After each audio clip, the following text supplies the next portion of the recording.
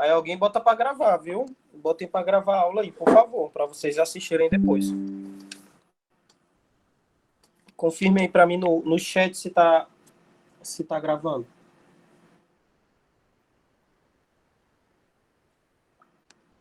Tá, né?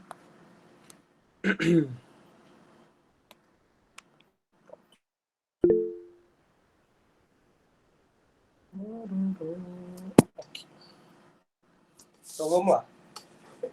Então, pessoal, nós vamos começar nosso conteúdo com enóis. Enóis. Os enóis é muito parecido com uma função que a gente já estudou. Que já tem aula aí minha que eu já tinha falado para vocês. Que é uma função parecida muito com o enol, que é álcool. Os álcoois parecem bastante com enóis. E o que são os enóis? Os enóis é uma função orgânica, que é caracterizada por quê? É caracterizada pelo grupo funcional. Vocês têm que entender o que é grupo funcional. OH. Professor, o que é OH? OH, pessoal, é hidroxila. Hidroxila. Ligado a carbono sp2. Como assim? Então, preste atenção. Eu vou desenhar aqui duas moléculas para você.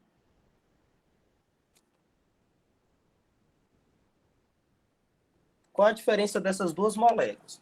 A diferença, pessoal, é bem simples. As duas têm OH. A diferença é que na primeira molécula, o OH está ligado com esse carbono saturado. Professor, eu não sei mais o que é um carbono saturado. Ah, você não sabe. Beleza. O que é um carbono saturado? É um carbono que só faz ligações simples. Esse carbono é sp3. Já aqui o OH está ligado com carbono insaturado, com carbono que faz uma dupla e duas ligações simples. Esse carbono já é sp2. Tanto esse primeiro composto quanto esse segundo composto apresentam grupo funcional hidroxila. Os dois têm grupo funcional hidroxila. Se cair na prova, os dois compostos têm grupo funcional hidroxila? Sim. Os dois têm OH. Então, os dois têm o mesmo grupo funcional, mas são coisas diferentes.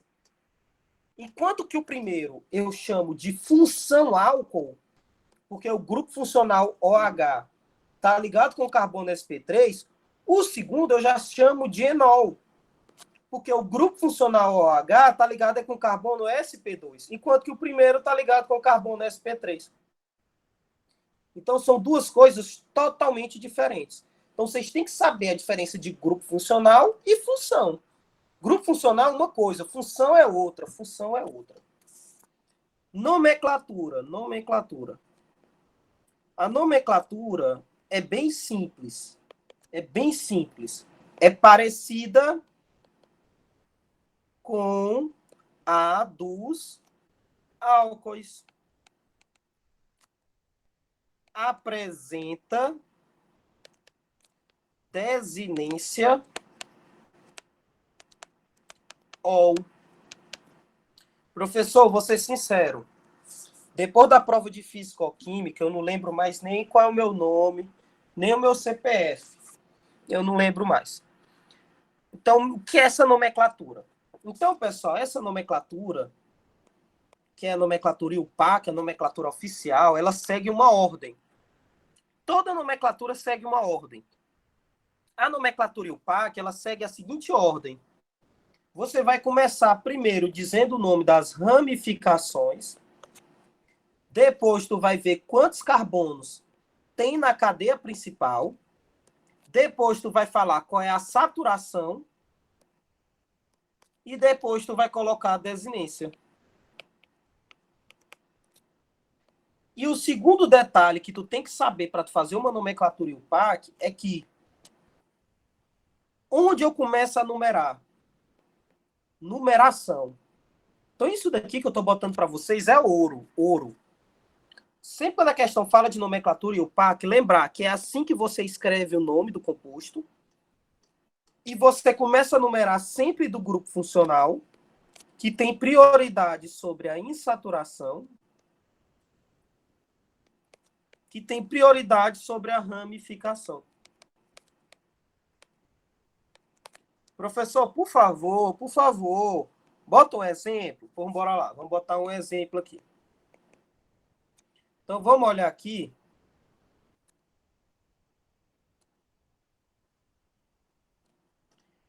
Esse composto aqui.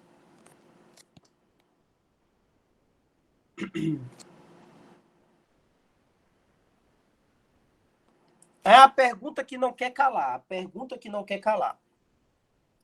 Eu vou começar a numerar esse composto. Né?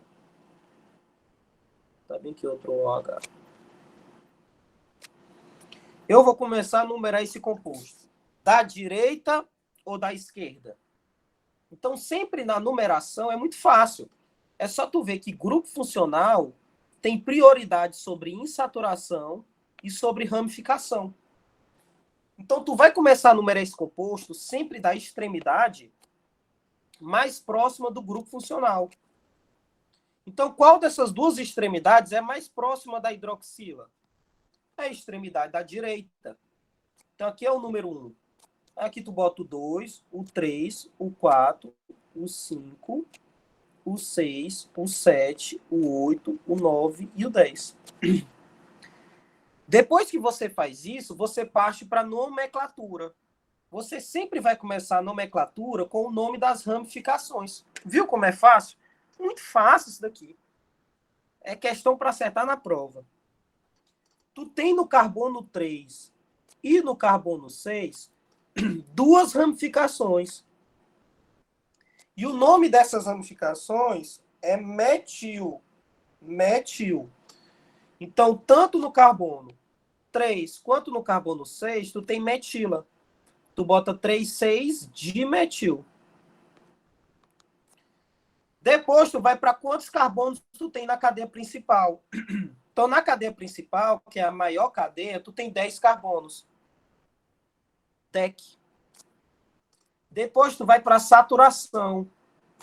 Esse composto é insaturado. Ele apresenta uma dupla no carbono 4. Dupla, pessoal, tu representa com a saturação em. Então, dupla, tu usa o em. E agora tu vai para a desinência. A desinência do enol é ol. Desinência, pessoal, caracteriza o grupo funcional. Então, tanto no carbono 4 quanto no carbono 5, tu tem duas hidroxilas. Então, é diol. O que está faltando para a pessoa ganhar a pontuação toda dessa questão, se cair na prova? O que está faltando? O O. Além do O. Faltando isso da ligação. Isso.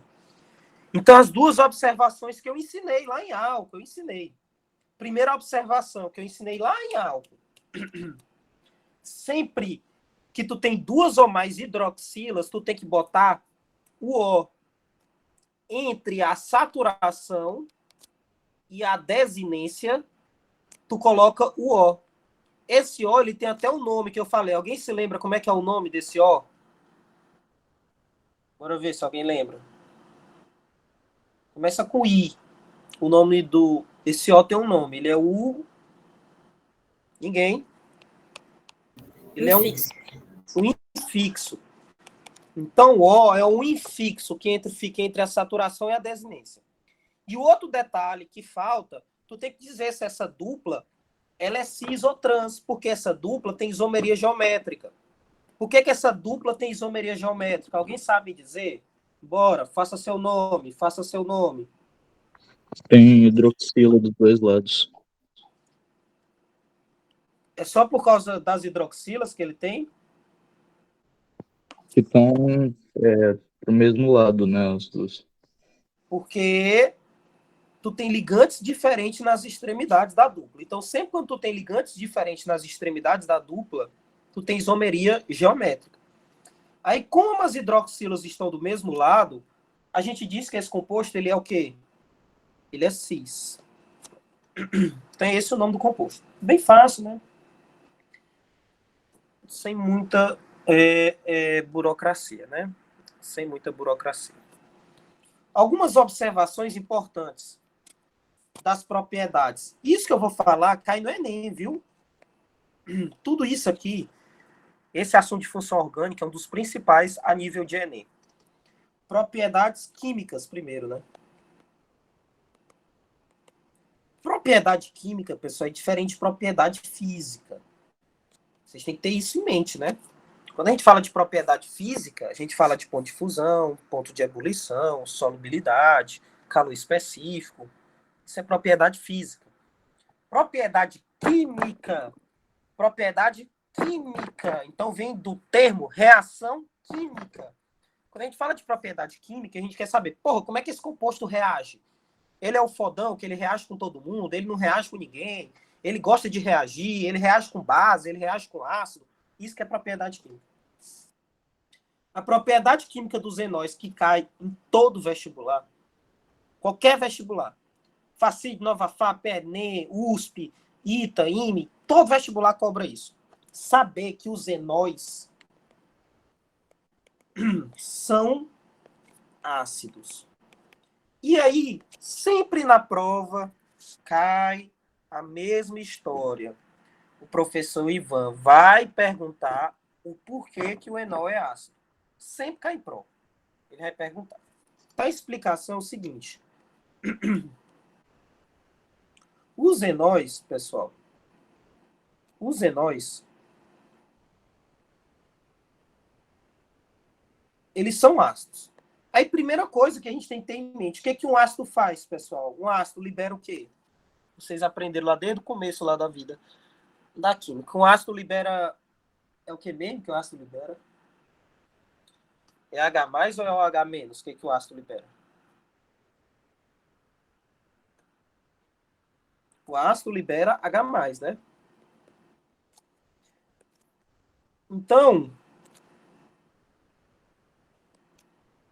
Então, esse enol, ele é ácido.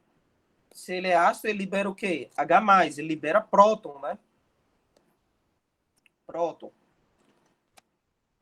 E todo mundo tem que saber, por causa da fisicoquímica, que isso daqui é questão que agora o professor Tadeu está ensinando em sala de aula, né? Em fisicoquímica. Ele está ensinando isso. Que quando um ácido libera o H+, ele origina a sua base conjugada. E o interessante, pessoal, é que a base conjugada do enol, que tem até o nome enolato, a base conjugada do enol, ela é estabilizada por quê? Por ressonância. Eduardo, por que tem ressonância aí? Eu sempre tive vergonha de perguntar. Meu filho, aprenda logo isso. Tu liberou o hidrogênio, então tu não liberou um H+? Então o oxigênio ele fica com carga negativa, porque tu perdeu um H+. É H+ e O-, né? Então por isso que o oxigênio tem carga negativa. Dizer que esse oxigênio tem carga negativa é dizer que bem aqui tu tem o quê? Elétrons. E esses elétrons, eles são vizinhos de uma dupla. Sempre que tu tem elétrons vizinhos de uma dupla, esses elétrons, eles entram em ressonância. E ressonância, pessoal, estabiliza o composto. Então, se cair na prova perguntando por que, que o enol é ácido, você só vai botar isso que eu vou falar agora na resposta. Os enóis são ácidos. Os enóis são ácidos porque geram uma base conjugada estabilizada por ressonância. Ou seja, de forma didática, o enol, ele tá doido para liberar H+. Ele tá doido, eu quero liberar H+, eu quero liberar H+. Por que tu tá doido para liberar H+, doido? Porque eu vou me transformar numa coisa estável. Então, aqui é o enol. O enol diz, porra, eu tô doido para liberar esse H+, porque eu vou me transformar em algo estável. Então, por isso que ele é um ácido, porque ele quer liberar o H+, porque ele vai se tornar estável. Essa é a mesma explicação do porquê os fenóis são ácidos. Se os enóis são ácidos, a lógica é eles reagirem com base, né? Então, eles reagem com base, gerando sal e water. Então, questãozinha. Se cair na prova, eu não deixo vocês errarem.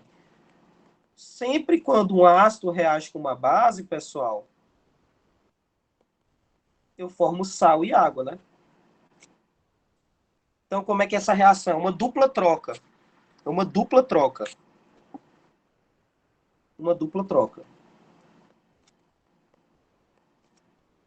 O H+ vai para o lugar, né, do Na, e o Na vai para o lugar do H+. Então, é uma dupla troca. Então, como o H+ vai para o lugar do Na+, eu vou formar água mais sal, né? Água mais sal. Beleza? Mais sal. Vi que tem uma questãozinha bacana. Não vou falar agora, não. Deixa chegar a bimestral, eu falo para vocês, que geralmente ele bota em prova, né? Deixa lá para bimestral. Reagem também com metal, gerando sal e hidrogênio. Então, a reação também bem simples. Então, aqui.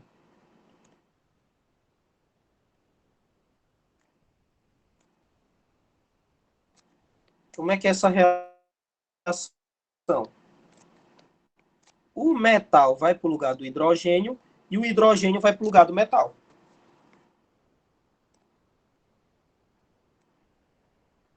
Então, tu vai formar aqui um sal, né? Ligação iônica, viu? Por isso que eu botei menos e mais. Tem gente que me pergunta, Eduardo, por que diabo tu bota o menos e o mais? Então, tudo tem que ser explicado. Ninguém é obrigado a saber tudo de química, não. Ninguém aqui é obrigado a saber, não. Então, tem que explicar. É porque o oxigênio, pessoal, é um ametal. E o sódio é um metal. Aqui a ligação é iônica. Por isso que eu botei o menos e o mais. Não, tem que saber. Ninguém é obrigado a saber. E o hidrogênio vai para o lugar do H, do Na. Aí fica H. É isso que cai em prova. É isso bem daí que cai em prova. Isso bem daí que cai em prova. O que é que cai em prova? Existe H na natureza? Não existe H na natureza. Não existe H na natureza. Existe H2. Não existe H na natureza. Existe H2, né? Aí, tu percebe que aqui saiu um hidrogênio que foi pro lugar do sódio. Só que aqui eu não botei H2, então tu tem que acertar os coeficientes, né? Tu bota aqui de 1 para 1 para 1 para 1 meio. Eduardo, por quê? Me explica, please. Please for me. Porque para cada um hidrogênio, tu precisa de um sódio. Por isso que aqui é 1 e 1. E por que tu botou, Eduardo, ali um meio, né? Já vê esse meio. É porque tu tinha um hidrogênio, pô. Se tu tem um hidrogênio aqui, tu tem que ter um hidrogênio também no produto. Aí 1 meio vezes 2 dá 1, né? Então a quantidade de hidrogênios no reagente tem que ser igual à quantidade de hidrogênios no produto, né? É aquela negócio de lei das proporções de Oxe, Lavoisier, essas coisas aí. Beleza?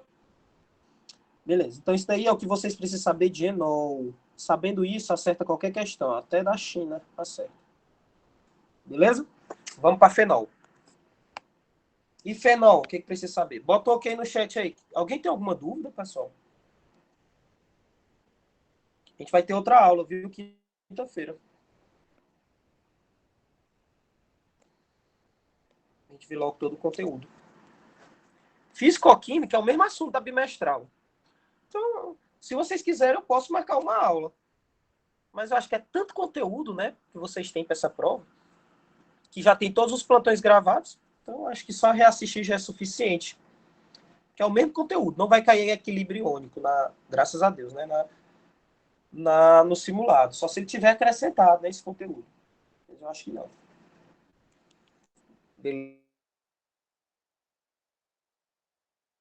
Beleza? Vamos ver aqui se está tudo ok. Tá tudo ok aí? Bota o okzinho aí, quem tá entendendo aí. Felipe, cara, tava com saudade de você. Daniel, tá tudo ok? Diesca, a Diesca não perde um plantão. Diesca, nota 10. Mariana, tudo ok, né? E quem tá mais aqui? A Bruna também não perde um plantão. Beleza. Maria Eugênia, a Nina.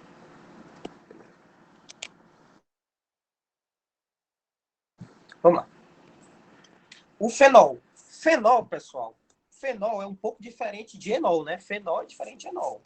Fenol é o seguinte. É uma função orgânica que apresenta hidroxila, que é um grupo funcional, né? A gente viu que é um grupo funcional. Então, apresenta OH ligado a anel ou núcleo, né? Benzênico. Então, isso é fenol. É hidroxila ligada a anel ou núcleo benzênico. Então, um dos fenóis mais conhecidos é esse, né? É o chamado fenol comum. Então, isso aqui é um fenol. OH ligado a anel benzênico. OH ligado a anel benzênico. Beleza? Tem esses daqui que também caem muito em prova. Esses nomes que eu estou colocando embaixo não é o nome UPAC, viu? É o nome usual. Esses três aqui caem muito em prova.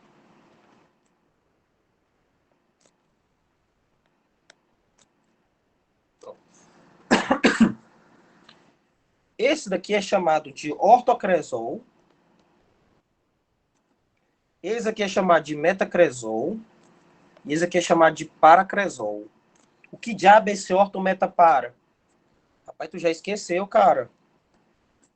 Imagina que aqui seja a tua cabeça. Então, do lado da tua cabeça estão as orelhas. Mais embaixo estão as mãos. E lá embaixo estão teus pés, né? Se tu esquecer com essa analogia, eu vou ficar com raiva de ti. Orelha, mão e pé. Então, orto é a posição 1, 2. Meta é a posição 1, 3. E para é a posição 1, 4. Errar, eu pego A. Se errar, eu pego A. Então, orelha, mão e pé. Orelha, mão e pé. Então, orto, meta e paracresol. Esses nomes que eu estou falando é todos usuais. Então, tem gente que pode me perguntar, Eduardo, o que é cresol? O que diabo é cresol? Meu filho, é usual. Então, não está relacionado com o número de carbono, essas coisas. Então, não precisa pânico. Não precisa pânico. Agora que a gente já viu que é um fenol, vamos logo para a nomenclatura, né? Nomenclatura e o PAC.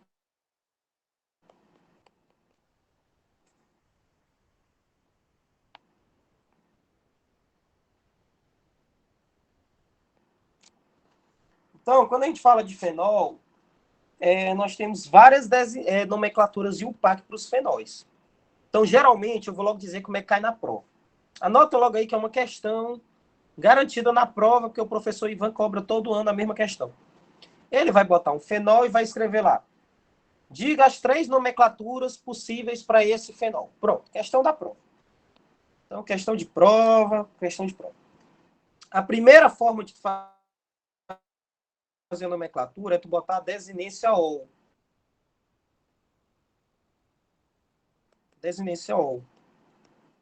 Então, por exemplo, como é que seria o nome? Como é que seria o nome desse fenol aqui? Então, primeira coisa, não sei se vocês se lembram, mas eu já tive uma aula disso, que quando a gente tem esses aromáticos benzenoides, por exemplo, esse daqui. Esse aqui é chamado de naftaleno, não sei se vocês se lembram. É o naftaleno. Mas se não lembra, eu reviso. O naftaleno, a gente começa a numerar, pessoal, sempre uma dessas 4 posições. Então é bom vocês se lembrarem. É o naftaleno. O naftaleno a gente começa a numerar de uma dessas 4 posições. Aqui é óbvio que eu vou começar a numerar daqui, né? Dessa posição aqui. Essa vai ser minha posição número 1. E é óbvio que a número 2 vai ser aqui. Então eu tenho o naftaleno, né? E na posição 1 e 2, eu tenho 2OH. Então, naftaleno, e eu tenho um OH na posição 1 e 2. Então, 1 e 2, diol. Eduardo, por que tu botou o diol no final? Rapaz, eu não botei aqui que desinência, né, é sempre o último a ser colocado? O último a ser colocado é a desinência, cara. Então, a desinência vem no final, sempre no final. Tu não começa botando 1, 2, diol, naftaleno. Não. A desinência tu sempre coloca no final. A desinência vem no final. Então, essa é a primeira forma de nomenclatura, usando o ol. A segunda forma de tu fazer a nomenclatura de um fenol é tu botar um prefixo. Qual o prefixo? O prefixo hidroxi mais. Então, como é que é essa nomenclatura aí? Essa nomenclatura, para alguns é mais complicada, mas não é essas coisas de outro mundo, não é. Então vamos com calma, vamos com bastante calma aqui. Então, vou pegar um exemplo aqui. Vou pegar aqui mais complicado. Bora ver quem se lembra disso daqui.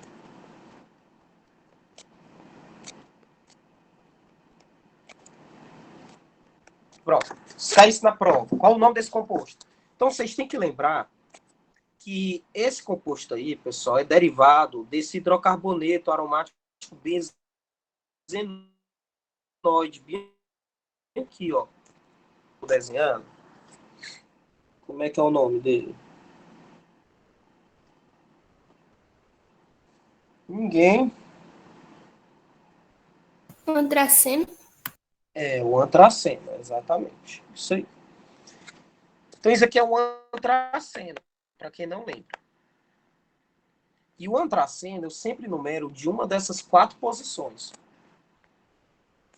Então, sempre começa a numerar de uma dessas 4 posições aí, o antraceno. Ainda tem uma observação. Se tu bota bem aqui o número 1, aí tu vem para cá. 2, 3, 4. Eu não posso botar aqui o número 5, eu tenho que pular. Aqui é o 5, o 6, o 7, o 8, o 9 e o 10. Então, uma coisa interessante do antraceno é que esses carbonos aqui do meio sempre vão ter o número 9 e 10. Sempre, obrigatoriamente. Então, aqui vai ser o 9 e bem aqui vai ser o 10. Olha que difícil. Difícil. Aí, como é que é o nome disso daqui? Essa segunda forma de fazer nomenclatura, tu vai identificar o OH, que é a hidroxila, não por ol. Não por ol, que tu coloca no final. Tu vai identificar a hidroxila é pelo nome hidrox. E tu não vai botar que nem a desinência, porque a desinência eu boto no final. Aqui não. Eu vou botar no começo. Por isso que o nome é prefixo. Prefixo é o que vem antes. Então, no carbono 9 e no carbono 10, tu tem 2 hidroxilas. Então, tu bota 9 e 10 de hidroxi. E logo depois tu vai botar o nome do hidrocarboneto. Como é que é o nome desse hidrocarboneto aqui? Então, esse hidrocarboneto aí, pessoal, ele tem um nome. O nome desse hidrocarboneto aqui é antraceno. Então, 9 e 10 de hidroxi, antraceno. É o nome do composto. Essa é a segunda forma de fazer a nomenclatura. E ainda tem a terceira forma. Essa cai bastante, viu? Essa terceira forma cai bastante em vestibular. que é radicofenol.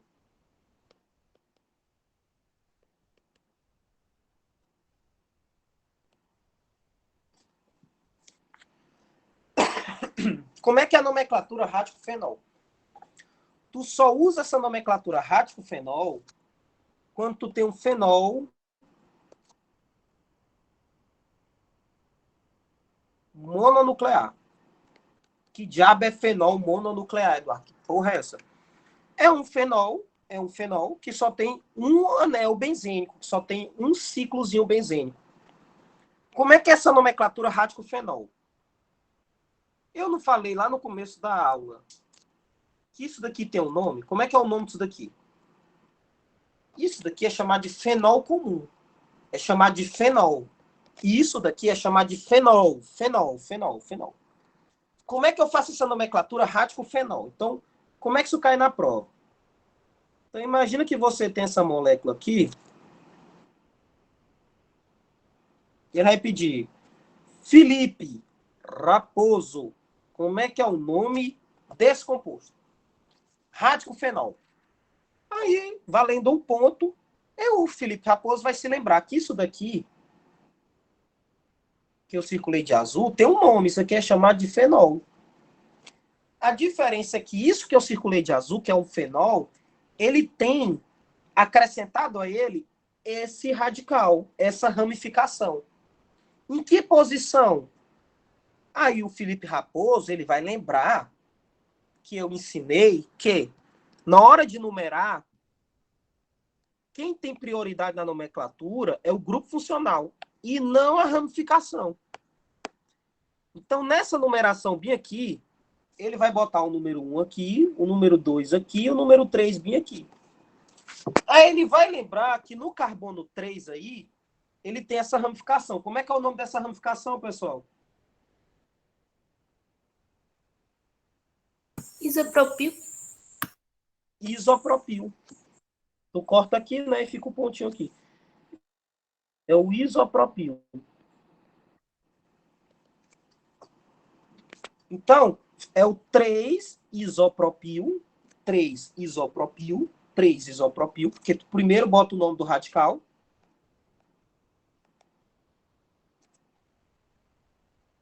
Ligado com quem? Com o fenol. 3-isopropil, fenol. Pronto. Aí, como é que cai na prova sempre? Ele bota uma molécula e pede, faça a nomenclatura radicofenol, essa outra aqui que eu ensinei, que é hidróxido, mais o nome do hidrocarboneto, e a primeira que é botando o óleo. Então, a questão cai em prova sempre. Erra se quiser. Infelizmente, erra se quiser, porque vai estar na prova. Isso aqui vai estar na prova. Aí, além de saber nomenclatura e identificar o fenol, é importante tu saber propriedade física. Eduardo, o que é propriedade física? Já falei. Sempre quando a questão fala de propriedade física, tu vai pensar em quê, meu Deus? Tu vai pensar em ponto de fusão, em ponto de ebulição, insolubilidade, calor específico, densidade. Isso tudo é propriedade física. Propriedade química já está relacionado com reação. Então, propriedade física é só tu saber o básico, saber que eles são pouco solúveis em água,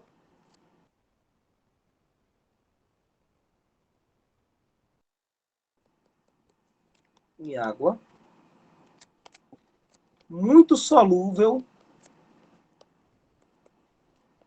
em solvente orgânico. Alguém sabe dizer o porquê? Pronto, vai cair na prova. Mas cai na prova. Por quê? Alguém sabe dizer? Por que que um fenol é pouco solúvel em água e muito solúvel em compostos orgânicos? Em solventes orgânicos, né? Lembrar, o que é um composto orgânico? Os compostos orgânicos apresentam carbono na sua composição, né? Alguém sabe explicar o porquê?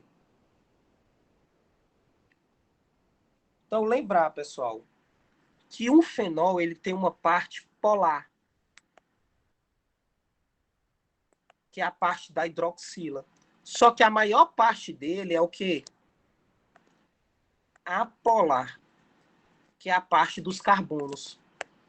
A parte dos carbonos é a polar. A parte da hidroxila é polar. Como ele tem uma pequena porção polar, ele interage pouco com a água, porque a água é polar. E a parte polar dele é pequena. E como ele tem uma grande parte apolar, ele interage mais com os compostos orgânicos, os solventes orgânicos, que são apolares. Então, é só essa a explicação. Questão boa de cair em prova, né?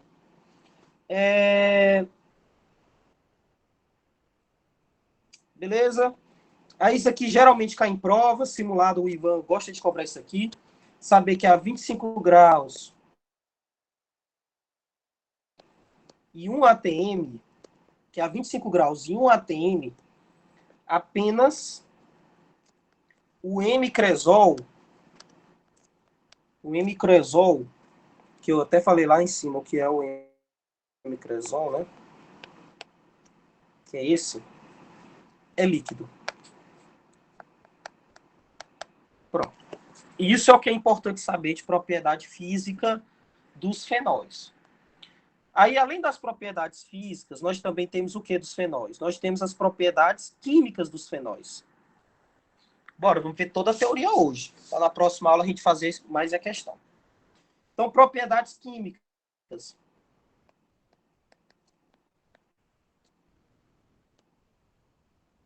Engraçado, né? No plantão desse aqui, a gente vê o conteúdo praticamente de um mês todo.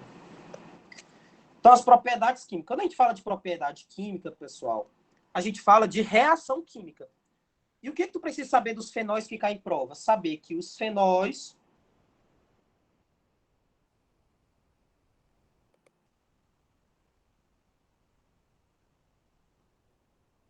são sempre questãozinha valendo um ponto, questão subjetiva. Aí vem lá a questão subjetiva. Os fenóis são ácidos. Explique. A explicação é a mesma do enol. É só tu lembrar que uma coisa, quando é ácida, ela libera o quê, meu Deus? H+. E quando o fenol libera o H+, ele vai originar uma base. Uma base o quê? Conjugada. Então aqui tu tem um fenol e ele liberou H+. Quando ele liberou H+, ele vai originar a sua base conjugada. Tem até um nome. Essa base conjugada do fenol, ela tem um nome. É o íon fenóxido. O que tu tem que perceber? Tu tem que perceber que o fenol, ele ama liberar o H+. Ele é louco. Eu quero liberar o H+, eu quero liberar o H+, eu tô doido, eu quero liberar o H+. Por que, meu Deus? Por que tu quer liberar esse H+? Porque quando ele libera H+, ele origina uma base conjugada. E essa base conjugada é muito foda, ela é muito estável. Por quê? Não sei se vocês se lembram, mas essa bola que eu boto aqui no meio, ela significa dizer que aqui tu tem duplas, três duplas, né? Então, tu tem a base conjugada e aqui tu tem elétrons. Tu tem elétrons. E esses elétrons são vizinhos de dupla. Então, eles entram em ressonância. E ressonância é uma coisa boa, porque torna o composto estável. Então, por isso que os fenóis são ácidos. Porque eles, quando liberam, eles liberam H+, que é o que um ácido faz, um ácido libera H+. Eles formam uma base conjugada. E essa base conjugada, ela é foda. Ela é estável, porque ela faz ressonância. Então é ótimo para um fenol liberar o H+, porque ele vai se transformar no composto estável, né? Estável. Então, baseado nessa acidez, nós sabemos que os fenóis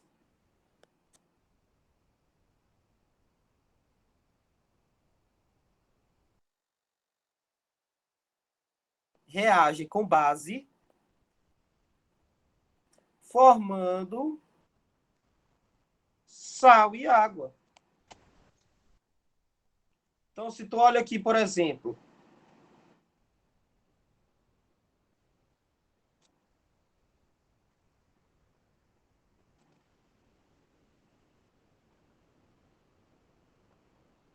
fenol reagindo com NaOH, tu vai perceber o quê? Então, de forma bem simples. Bem simples. De forma bem simples. Tu vai perceber o quê? Que sempre que tu tem um ácido reagindo com uma base, tu vai formar sal e água. E que reação é essa? Uma simples dupla troca. O H+ vai para o lugar do sódio e o sódio para o lugar do H+. Então, quando o H+ vir para cá, ele vai ficar junto com o OH. Ele vai formar água, né? E vai formar esse sal.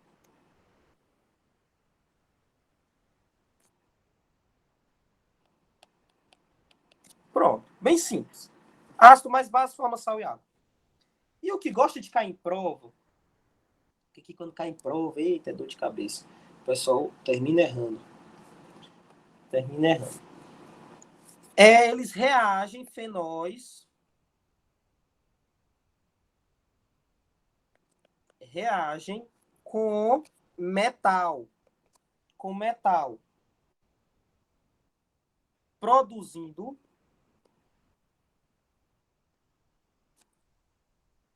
sal e hidrogênio. Aí, como é que isso aqui gosta de cair em prova? Presta atenção. Imagina que ele bote na prova esse fenol bem aqui. Tu tem que ter cuidado, cara, com isso bem daqui, ó. Então, presta atenção. Vamos dizer que ele vai botar para reagir com potássio. Tu tem que perceber que nessa reação, o que acontece? O potássio, ele vai para o lugar do hidrogênio e o hidrogênio vai para o lugar do potássio. Qual é o problema? É uma simples troca, não é uma dupla troca. Qual o problema? Que nessa reação, tu tem 2 hidrogênios. Então, tu precisa de 2 potássios. É isso que tu tem que prestar atenção que cai na prova. Então, como tu tem 2 hidrogênios, tu vai precisar de 2 potássios. Para cada potássio, ir para o lugar de um hidrogênio desse. Então, os potássios vão para o lugar dos hidrogênios e os hidrogênios vão para o lugar do potássio. Então, tu vai formar agora o quê? Um sal. Então, cuidado com a estequiometria. Eu vou fazer na quinta as questões que o professor Ivan bota no simulado sobre isso. Vou ver até se eu converso com ele esses dias para ver como é que vai ser mais ou menos. Então, vai formar esse sal. E aqui não vai sair 2 hidrogênios? Então, vai formar um H2. A estequiometria, né? Se aqui tem 2 hidrogênios, no reagente, no produto também tem que ter 2 hidrogênios. 1 vezes 2 dá 2. Então, o que geralmente o pessoal erra na prova é a estequiometria. Quando cai isso aqui na prova, o pessoal erra geralmente a estequiometria. Beleza? Isso daí que tem que saber. Vimos fenóis, vimos enóis. Vamos agora. Pessoal, bota ok. Tá tudo ok? Bota ok aí no chat, por favor.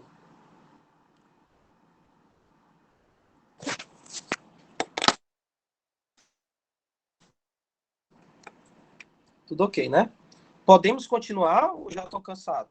Porque por mim continua logo, né? Para arrochar logo essa bagaceira toda aí. Continua, né? Sim ou não? Bote aí. Já vimos enol e já vimos fenol. Só faltam cetona e aldeído. Vamos logo, arrochar logo a bagaceira logo aqui para vocês. É uma matéria a menos. Que aqui eu já estou vendo a teoria toda com vocês. Aí é só fazer as questões e eu vou fazer mais questões na aula de quinta. Bora, comigo o negócio é ligeiro. Pronto. Agora que nós vimos o enol e o fenol, a gente tem que ter em mente, né, lembrar que tanto o enol quanto o fenol, eles possuem uma coisa em comum. Hidroxila, né? Hidroxila. Os dois possuem esse grupo funcional, né? Hidroxila. Nós vamos agora para outras duas funções. Que é a função aldeído e a função cetona. Função aldeído e a função cetona. Essas duas funções têm uma coisa interessante. Elas são chamadas de funções, né, carboniladas. O que é carbonila? Menino, não complica o que é fácil. Hidroxila, né, OH? Pronto, hidroxila, cai na prova. Que diabo é hidroxila? OH, meu amigo. Só isso. Não vai confundir as coisas. E o que é carbonila? Carbonila é C-O. Pronto, só isso. Então não vamos tentar complicar o que é fácil. Hidroxila, OH. Pronto, só isso. Carbonila, C-O, só isso. Tchau, tchau. Então, quem é que tem o diabo dessa C-O? Primeira coisa, como é que é o nome mesmo de C-O? Carbonila. Isso aqui é o quê? Um GF. O que é GF? Grupo funcional. Quem é que tem C-O? Tanto o aldeído quanto a cetona. As duas, tanto a cetona quanto o aldeído, elas têm essa carbonila.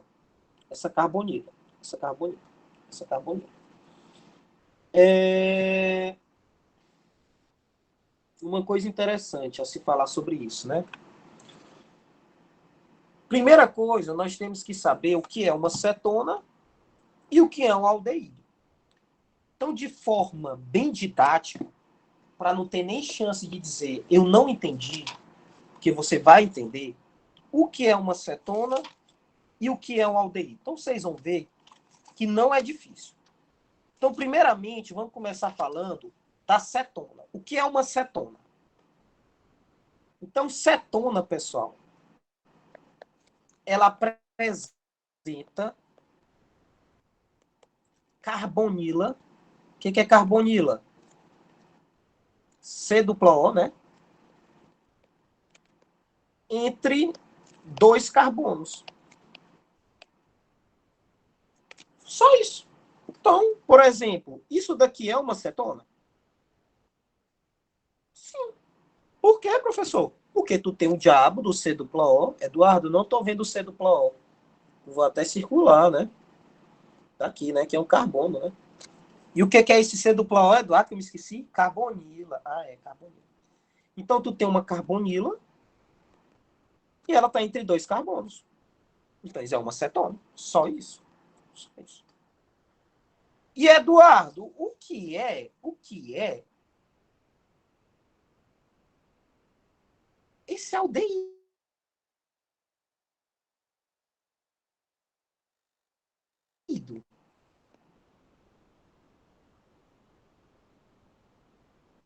O aldeído, só que esse C-O está ligado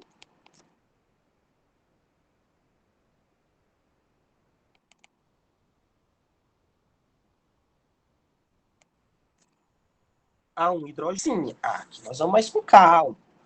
Vamos respirar fundo. Que ninguém aqui está fugindo da polícia. Então não precisa pressa. Eduardo, por que isso daqui? Eu vou com calma, porque isso aqui é alto índice de erro. Por que isso daí que tu desenhou não é uma cetona? Então tu vai respirar fundo na prova e olhar. Meu amigo, isso aqui não é um carbono? Pessoal, o carbono ele sempre tem que fazer quantas ligações? Que eu até me esqueci. Quantas ligações o carbono tem que fazer que eu me esqueci? É 3, é 2, é 5? Quantas ligações o carbono faz? Então nós temos que saber que o carbono ele faz 4 ligações. O carbono é uma lei. Tem lá, lei, se vocês entrarem lá no STF, vocês vão ver que tem lá uma lei feita pelo professor Ivan, e essa lei diz, o carbono faz 4 ligações. Então, esse carbono, ele está fazendo aqui quantas ligações? 1, 2, 3. Mas ele tem que fazer 4, então, porque bem aqui tu tem um hidrogênio. Então, essa função já não é cetona, é um aldeído. Por quê? Porque tu tem um C-O, bem que é um carbono, ligado com um hidrogênio. Isso é aldeído. Cetona é C-O entre dois carbonos. Não tem hidrogênio ligado com esse C-O. Aldeído já é diferente. Só isso. Só isso que tu tem que saber. Beleza? Outra observação importante é... Uma observação importante é tu saber como é que é o nome do menor aldeído e o nome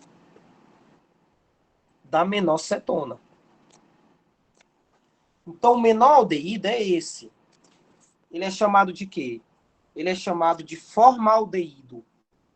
Então, se cair na prova formaldeído, é o menor aldeído, ele só tem um carbono. Ele também pode ser chamado de aldeído fórmico.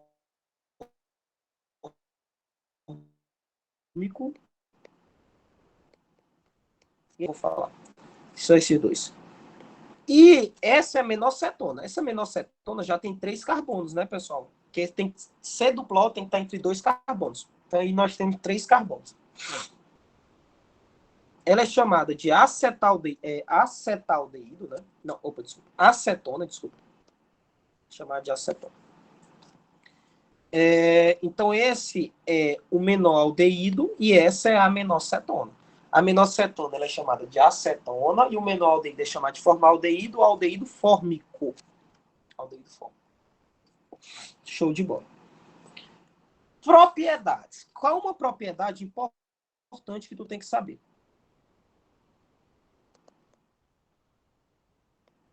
Uma propriedade importante que tu tem que saber, que diferencia os aldeídos das cetonas, é os aldeídos possuem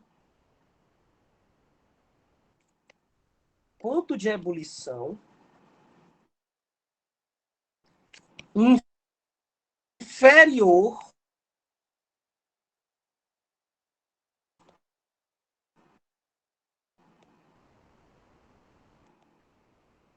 ao das cetonas. Disso. Que o aldeído ele tem um ponto de ebulição menor que o da cetona. Qual a explicação? Simples. Se fosse difícil, eu falaria, olha, isso aqui é difícil, mas não é difícil. Não é um prédio grande. É um prédio pequeno. Então não é difícil. O que vocês têm que lembrar? Não sei se vocês se lembram, mas eu ensinei já sobre ponto de ebulição e ponto de fusão. Eu falei para vocês que ponto de ebulição está relacionado com polaridade. E falei que ponto de fusão já não está relacionado com polaridade. Ponto de fusão está relacionado com o quê, pessoal? Bora. Alguém se lembra? Ponto de fusão é relacionado com o quê? Ninguém mais Simetria. lembra. Simetria, exatamente. Então isso é questão que tu tem que saber, porque às vezes, isso aqui cai até no Enem. É até um dos assuntos que eu vou ensinar para os alunos do terceiro ano, no aulão do dia 19. Eu botei uma questão lá sobre isso. Pô, se a questão fala de ponto de ebulição, cara, isso aqui serve para vocês. Se o professor Ivan botar uma questão perguntando sobre ponto de ebulição e tiver alternativa falando de simetria, pega essa alternativa e manda lá para Júpiter, que tá errado. Ponto de ebulição está relacionado com polaridade.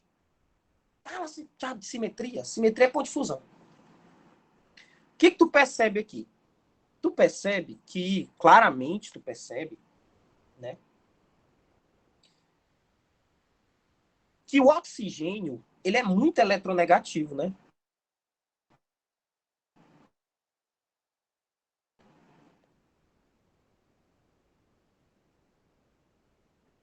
Ele é eletro o quê?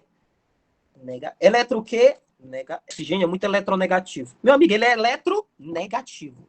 Então ele quer ficar negativo. Se ele quer ficar negativo, é porque ele quer puxar o quê, meu Deus? Elétrons. Então ele puxa elétrons. Ei, elétron, vem pra cá, vem. Eu quero ficar negativo.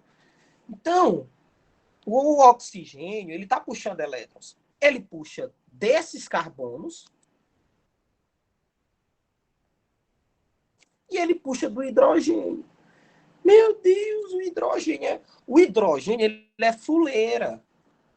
Por quê? Porque o hidrogênio, meu Deus, ele só tem poucos elétrons. Então, por isso que essa seta aqui eu fiz grande. Eu fiz até uma seta curva. Não é uma coisa tão certa, mas eu faço para que entre na cabeça de vocês. O certo é fazer uma reta, né? Então, o oxigênio puxa elétron desses carbonos e puxa do hidrogênio. Só que o hidrogênio é fuleira, por isso que a seta dele é pequena. E aqui é um aldeído, né, que eu fiz, né? E aqui é a cetona. O oxigênio puxou elétron da física, né? Física. A soma vetorial é maior no aldeído ou a soma vetorial é maior na cetona? Alguém sabe me dizer? Onde é que a soma vetorial é maior? Bora, vocês que gostam de física.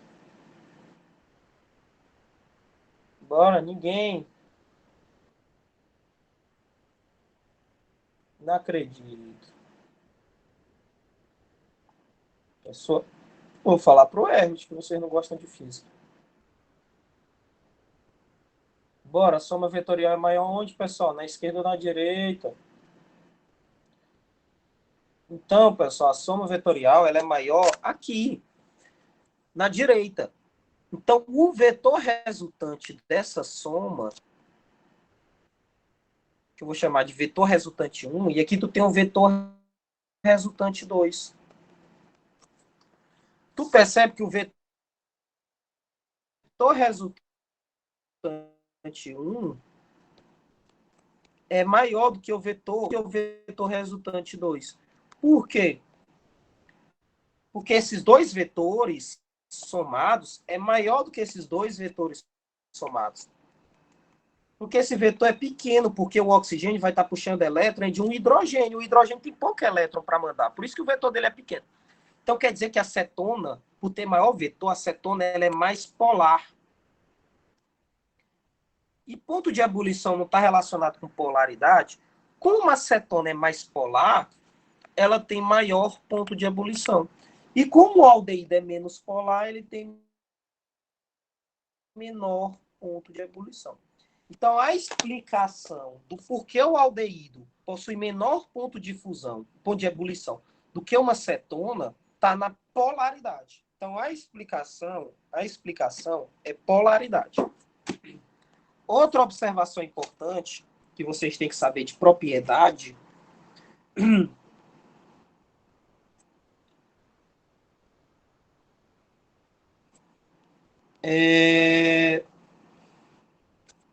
a segunda propriedade é os álcoois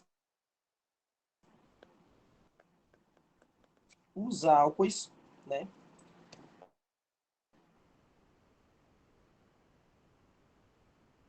com massa molecular. Recebi uma mensagem aqui do aluno do terceiro ano me cobrando uma barra de chocolate. Que eu disse que se ele acertasse a questão eu ia dar. Me esqueci. Oh, meu Deus. Bora lá. Os álcoois com massa molecular. Os álcoois com massas moleculares. Isso aqui cai em prova, viu? Isso aqui é bom de simulado, que eu vou falar agora. Estamos acabando já, pessoal. Aguardem aí. Com massas moleculares próximas ao dos aldeídos e cetonas possuem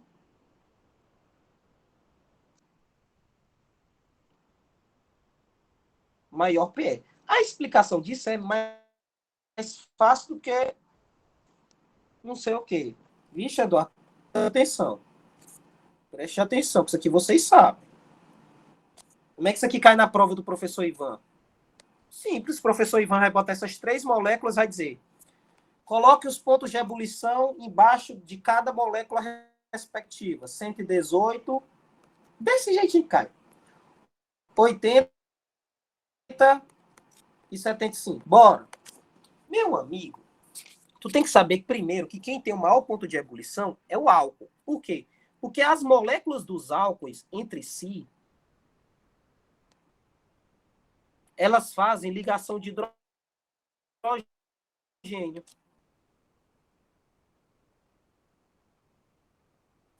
Já as moléculas do... Por quê? Porque para ter ligação de hidrogênio, tem que ter OH, meu Deus. OH. Ou N, né? NH.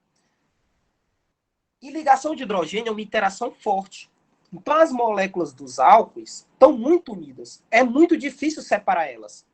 Por isso que elas têm o maior ponto de ebulição.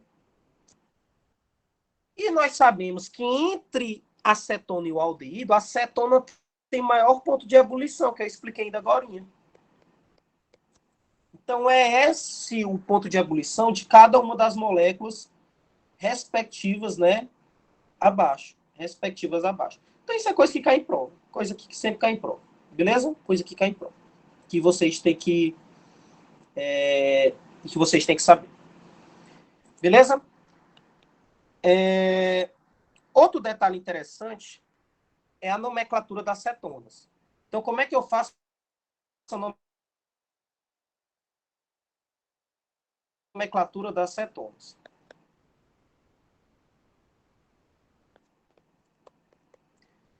Então, para cetonas, eu tenho duas nomenclaturas.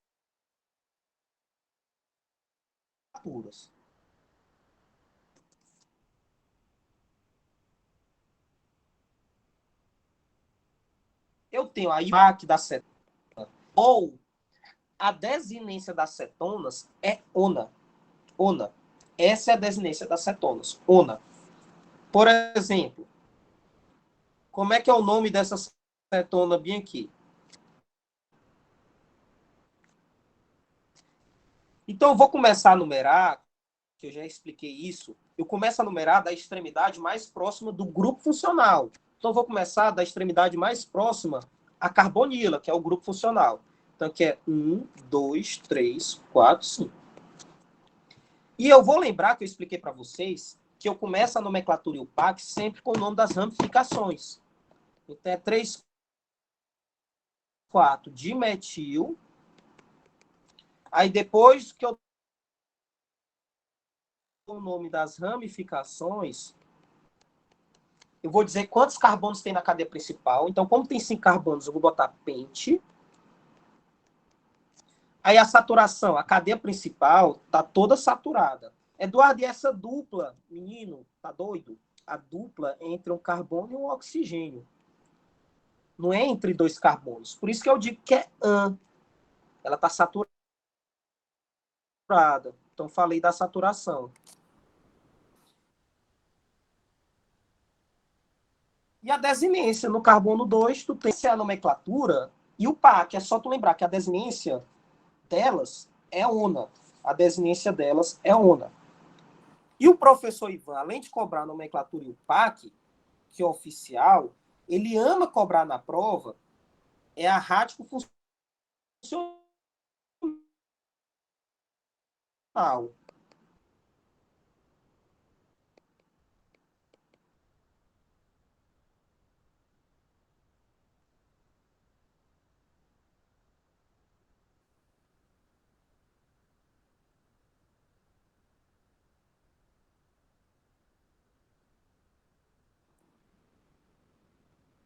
A rático funcional é o nome dos radicais.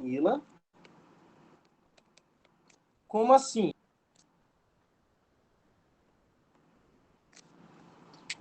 Como é que seria aqui?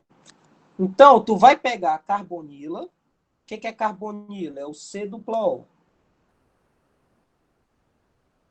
E tu vai olhar qual o radical que tu tem de um lado e o radical que tu tem desse outro radical. Então, como é que é o nome dos radicais? Então, esse radical aqui, pessoal, da esquerda, é o isopropíl.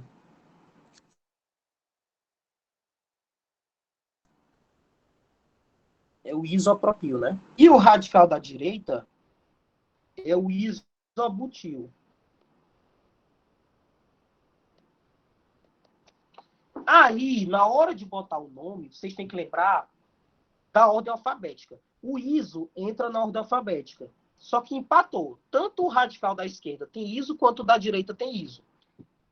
Aí, para desempatar, tu tem que lembrar que o B ele vem antes que o P, né, na ordem alfabética. Então, vem primeiro, né? Então, a primeira é isobutil,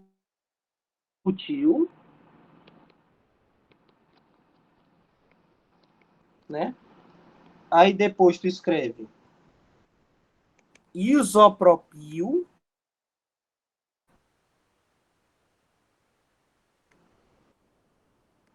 e tu escreve no final o nome da aula. Rapaz, pessoal, caramba, tô impressionado como é que a gente viu tanta coisa. Do conteúdo só falta nomenclatura de aldeído. Aí, para não ficar muito cansativo, a gente fala na próxima aula nomenclatura de aldeído e faz as questões das duas listas.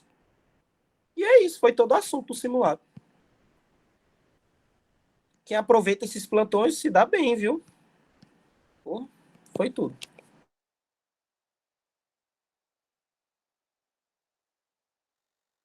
Gostaram? Foi produtivo? Foi produtivo, sim ou não? Pessoal, o conteúdo todo aí. Só falta a nomenclatura de aldeído, que é coisa pouca. É 5 minutos a gente fala disso. Na próxima aula. Então, espero que tenha ajudado. Bota um show aí no chat, quem gostou. Cara, tu me manda mensagem aí no WhatsApp, que eu te mando a foto. Eu te mando a foto. É porque eu não consigo gerar o arquivo, não. Já tentei uma vez, mas não consegui, não. Pois valeu, pessoal. Tá tudo